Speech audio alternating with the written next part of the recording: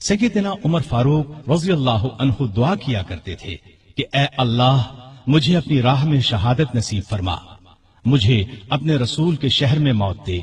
خلافت کے 11ویں سال اللہ تعالیٰ نے ان کی یہ دونوں دعائیں پوری کر دیں۔ ذی الحج 23 ہجری میں حج کے لیے مکہ گئے۔ آپ جب حجر اسود کو بوسہ دیتے تو کہتے تھے، اے حجر اسود، میں جانتا ہوں کہ تو ایک پتھر ہے، تو نہ نفع دے سکتا ہے اور نہ نقصان۔ اگر میں نے رسول اللہ صلی اللہ علیہ وسلم کو تیرا بوسہ لیتے ہوئے نہ دیکھا ہوتا تو میں تیرا بوسہ نہ لیتا۔ یہ سیدنا عمر کی توحید کا کمال نمونہ ہے۔ حج سے فارغ ہو کر اس مہینے کی آخری تاریخوں میں واپس لوٹے۔ جمعے کے دن مسجد میں خطبہ دیا جو بہت طویل تھا۔ اس میں لوگوں کو بہت نصیحتیں کی۔ اس خطبے میں اپنے ایک خواب کا ذکر کیا اور فرمایا، میں سمجھتا ہوں میری موت کا وقت آ پہنچا ہے۔ اس کے ساتھ ہی خلافت کے بارے میں کچھ ایسی باتیں بیان کی جن سے معلوم ہوتا تھا کہ آئندہ ہونے والے خلیفہ کے بارے میں پریشان ہیں۔ مدینے میں مغیرہ بن شعبہ کا ایک غلام تھا۔ یہ ایرانی تھا، اچھا کاریگر تھا۔ اس کا نام ابو لؤلؤ فیروز تھا۔ ایک دن سیدنا عمر سے شکایت کی کہ میں دن بھر کام کر کے جو کچھ کماتا ہوں، میرا آقا اس میں سے بہت زیادہ رقم لے لیتا ہے، اس میں کمی کرا دیں۔ سیدنا عمر نے پوچھا، تم کون سا کام جانتے ہو؟ اس نے کہا، میں لوہار بھی ہوں، بڑھئی بھی ہوں اور بیل بوٹے بھی بنانا جانتا ہوں۔ سیدنا عمر نے دریافت کیا، تمہارا آقا تم سے روزانہ کتنی رقم لیتا ہے؟ اس نے کہا، 2 درہم روزانہ۔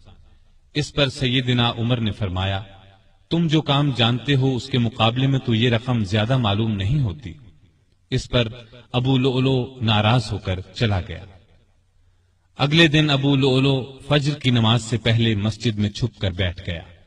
سیدنا عمر لوگوں کو نماز پڑھانے لگے تو اس نے کونے سے نکل کر 2 دھاری خنجر سے امیر المؤمنین پر 6 وار کیے اور پھر صفوں میں کھڑے مسلمانوں کو زخمی کرتا باہر بھاگا، لیکن مسلمانوں نے پکڑ لیا۔ اس پر اس نے وہی خنجر اپنے پیٹ میں جھونک لیا اور مر گیا۔ ادھر امیر المؤمنین شدید زخمی ہو گئے۔ انہوں نے عبد الرحمن بن عوف رضی اللہ عنہ کا ہاتھ پکڑ کر اپنی جگہ کھڑا کر دیا، خود زمین پر گر پڑے۔ لوگوں نے نماز سے فارغ ہو کر دیکھا، جن مسلمانوں کو ابو لؤلؤ نے زخمی کیا تھا ان میں سے 7 دم توڑ چکے تھے، باقی بہت زیادہ زخمی نہیں ہوئے تھے۔ البتہ سیدنا عمر کی حالت نازک تھی۔ ایسے میں انہوں نے عبداللہ بن عباس سے پوچھا، مجھے کس نے مارا ہے؟ انہوں نے بتایا، مغیرہ بن شعبہ کے غلام ابو لؤلؤ نے۔ یہ سن کر فرمایا، اللہ کا شکر ہے، میری موت کسی ایسے شخص کے ہاتھ سے نہیں ہوئی جو اسلام کا دعویٰ کرتا ہو۔ لوگ انہیں اٹھا کر گھر لائے، دودھ پلایا گیا تو وہ زخموں کے راستے باہر آ گیا۔ اب سب کو یقین ہو گیا کہ امیر المؤمنین کا آخری وقت آ پہنچا ہے۔ لوگ غم سے نڈھال ہو گئے، ان سے ملنے کے لیے آنے لگے۔ ایک نوجوان ایسے میں ملنے آیا، اس نے کہا، اے امیر المؤمنین، آپ اللہ کی بشارت سے خوش ہو جائیں، آپ ان اصحاب میں سے ہیں جو بہت پہلے اسلام لائے اور رسول اللہ کے ساتھی بنے۔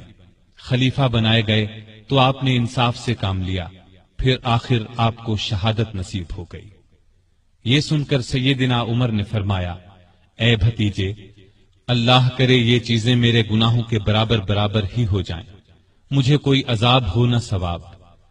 مطلب ان کے کہنے کا یہ تھا کہ بس عذاب سے بچ جاؤں۔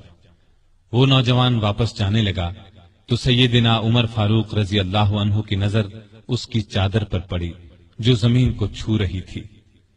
اس نازک حالت میں بھی انہیں شریعت کا اس قدر پاس تھا کہ فرمایا، اس نوجوان کو واپس بلاؤ۔ اسے واپس ان کے سامنے لایا گیا تو فرمایا، اے بھتیجے، اپنا تہبند اونچا باندھو، اس سے کپڑا بھی صاف رہے گا اور تمہارے رب کے نزدیک یہ پرہیزگاری کی بات بھی ہے۔ سیدنا ابن عباس رضی اللہ عنہ نے ان کا مرتبہ اور نیکیاں بیان کی تو فرمایا، اللہ کی قسم، اگر میرے پاس دنیا بھر کا سونا ہوتا تو اس سے پہلے کہ میں اللہ کے عذاب کو دیکھوں میں اسے اللہ کی راہ میں دے دیتا، یعنی عذاب کے خوف سے سارا سونا خیرات کر دیتا۔ اس کے بعد اپنے بیٹے عبداللہ کو بلایا، ان سے پوچھا کہ مجھ پر کتنا قرض ہے۔ انہوں نے حساب لگا کر بتایا 86,000 درہم۔ اس پر انہیں کچھ ہدایات دی، آخر میں فرمایا اس قرض کو میری طرف سے ادا کر دینا۔ اس کے بعد فرمایا ام المومنین عائشہ صدیقہ رضی اللہ تعالی عنہا کے پاس جاؤ اور کہو عمر بن خطاب آپ کو سلام کہتا ہے اور اپنے دو ساتھیوں یعنی نبی کریم صلی اللہ علیہ وسلم اور ابو بکر کے ساتھ دفن ہونے کی اجازت چاہتا ہے۔ عبداللہ بن عمر عائشہ صدیقہ کی خدمت میں حاضر ہوئے۔ وہ اس وقت سیدنا عمر کے صدمے میں رو رہی تھی۔ ان کا پیغام سن کر فرمایا یہ جگہ میں نے اپنی قبر کے لیے رکھی تھی، لیکن اپنے آپ پر عمر کو ترجیح دیتی ہوں۔ سیدنا عبداللہ یہ جواب سن کر واپس آئے اور سیدنا عمر کو ان کا جواب بتایا۔ آپ نے اللہ کا شکر ادا کیا، پھر فرمایا میں مر جاؤں تو میرا جنازہ اٹھا کر وہاں لے جانا اور انہیں سلام کر کے ایک بار پھر عرض کرنا عمر بن خطاب اجازت طلب کرتا ہے، اگر اجازت دے دیں تو مجھے اندر لے جا کر دفن کر دینا، اور اگر انکار کر دیں تو عام مسلمانوں کے قبرستان میں دفن کر دینا۔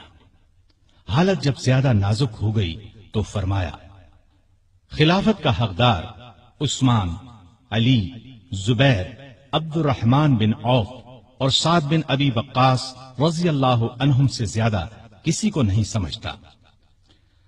رسول اللہ صلی اللہ علیہ وسلم بھی وفات تک ان سے خوش تھے۔ ان میں سے جسے خلیفہ چن لیا جائے اس کی اطاعت کرنا۔ پھر اپنے بعد ہونے والے خلیفہ کو وصیت کی کہ مہاجرین اور انصار سے اچھا سلوک کرنا، جو لوگ ہماری پناہ میں آ گئے ان کی جانوں اور مالوں کی حفاظت کرنا، ان سے کیے ہوئے ہر عہد کو پورا کرنا۔ آپ 27 ذی الحج 23 ہجری کو زخمی ہوئے۔ 3 دن بعد یکم محرم 24 ہجری کو وفات پائی اور شہادت کے درجے پر فائز ہوئے۔ اس وقت عمر 63 سال تھی۔ جنازہ چارپائی پر رکھا گیا تو چاروں طرف لوگ جمع ہو گئے۔ سیدنا علی رضی اللہ عنہ آئے تو فرمایا اللہ آپ پر رحم فرمائے، آپ نے کوئی ایسا شخص نہیں چھوڑا کہ اللہ کے سامنے جانے کے لیے مجھے اس کے عمل آپ کے عمل سے زیادہ پسند ہو۔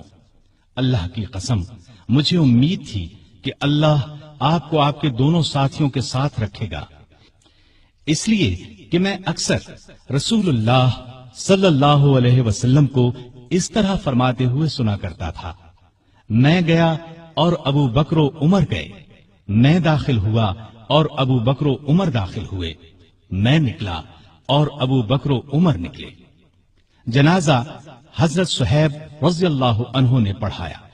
حضرت علی، عثمان، سعد بن ابی وقاص اور عبد الرحمن بن عوف رضی اللہ عنہم نے قبر میں میت کو اتارا اور اسلام کے اس بہت بڑے فرزند کو ہمیشہ کے لیے رسول اللہ صلی اللہ علیہ وسلم اور سیدنا ابو بکر رضی اللہ عنہ کا ساتھ نصیب ہو گیا ہے۔